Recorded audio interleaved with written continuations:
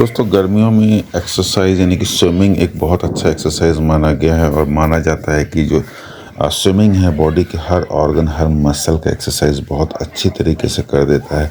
और of course ये करना चाहिए। अगर आप स्विमिंग जानते हैं नहीं भी जानते हैं तो आप सीख सकते हैं, लेकिन स्विमिंग करने से पहले आपको कुछ प्रिकॉशन का बहुत अच्छी तरह से ध्यान रखना है जिससे कि आप इसके एंजॉय कर सकें और इससे आपको कोई नुकसान ना हो। तो पहली बात तो अगर आप स्विमिंग पूल में स्विमिंग सीख रहे हैं या कर रहे हैं तो उसके हमेशा ध्यान रखें कि स्विमिंग पूल का जो पानी होता है क्लोरीनेटेड वाटर होता है और उसमें बहुत तरह के बैक्टीरिया वायरस हो सकते हैं, क्योंकि बहुत लोग स्विमिंग करते हैं।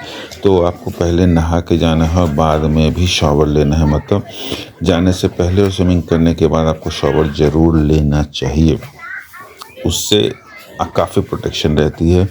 स्विमिंग पूल के पानी को स्वेलो बिल्कुल ना करें, मुंह में पानी ना जाए, हमेशा ये कोशिश करें। ऑफ कोर्स कभी कभी चला जाता है, लेकिन आपको अवॉइड करना है कि पानी आपको नहीं मुंह में नहीं जाना चाहिए। उसके बाद कभी भी आपको स्विमिंग अकेले नहीं करनी चाहिए। अगर स्विमिंग पूल खाली है या अगर आप आउटडोर वाटर्स में से नदी झील या एक समंदर वगैरह में स्विमिंग कर रहे हैं तो भैया अकेले तो कभी भी आपको स्विमिंग नहीं करनी चाहिए। एक बंदा ज़रूर बाहर की तरफ होना चाहिए जो आपको वॉच करता रहे।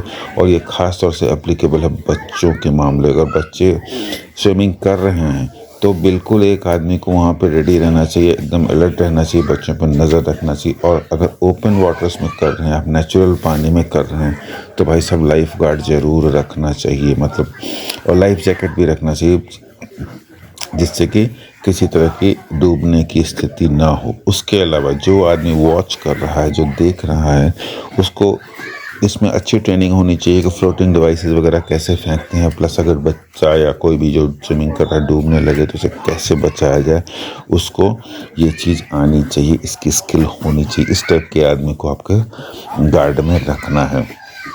अगर आप ओपन वाटर्स में स्विमिंग करते हैं जैसे समंदर झील इन सब में, तो आपको वहाँ पे जो लहरें या रिप्स एंड टाइड्स होती है उसकी नॉलेज होना ज़रूरी है। मान लीजिए कभी आ भी जाता है टाइड्स टाइडल वेव्स आ जाते हैं तो उससे घबराना नहीं है। तो आपको जो किनारा है उसके पैरेलल में चलना है और जो टाइड्स के अगेंस्ट तो बिल्कुल भी नहीं जाना है। इस केस में आपका जो वॉचर है जो आपको देख रहा है वो आपकी हेल्प कर सकता है। इसके अलावा जो वॉचर होता है जो देख रहा है आपको मॉनिटरिंग कर रहा है उसको सीपीआर आना ज़रूरी है कि बाई चांस कभी ऐसी घटना हो जाए कि आदमी डूबने लगे, उसे निकालने के बाद कैसे सीपीआर दिया, सांस मुंह से सांस कैसे दी जाती है, वो आना चाहिए।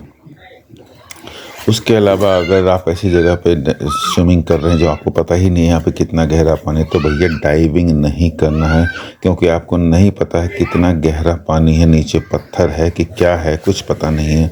तो गहराई का हमेशा ध्यान रखें, उसी हिसाब से करें। वहाँ पे जो साइन बोर्ड्स लगे होते हैं उसका ज़रूर ध्यान दें। और उसके अलावा बहुत बेसिक चीज़ है कि अगर आप स्विमिंग कर रहे हैं तो हैवी मील के बाद ऑफ कोर्स स्विमिंग नहीं करना है। अगर आप बीमार पड़े हैं, डायरिया वगैरह आपको हुआ है, तो उसके बाद कम से कम 24 घंटे 48 घंटे का टाइम दे दें, तभी आप स्विमिंग करें। ये नहीं कि आज मेरा ठीक हो गया तुरंत स्विमिंग करने चल गए, तो भाई साहब दोबारा बीमार आप पड़ सकते हैं।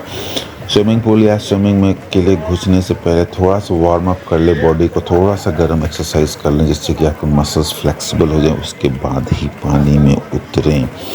और इसके बाद सबसे बड़ी बात क्या पता नहीं आपके लिए इम्पोर्टेंट है या नहीं, अगर आपको स्किन केयर का ध्यान रखना है, ख़ासतौर से एप्लीकेबल लेडीज़ के लिए, ऑफ कोर्स लोग भी बंदे भी कर सकते हैं।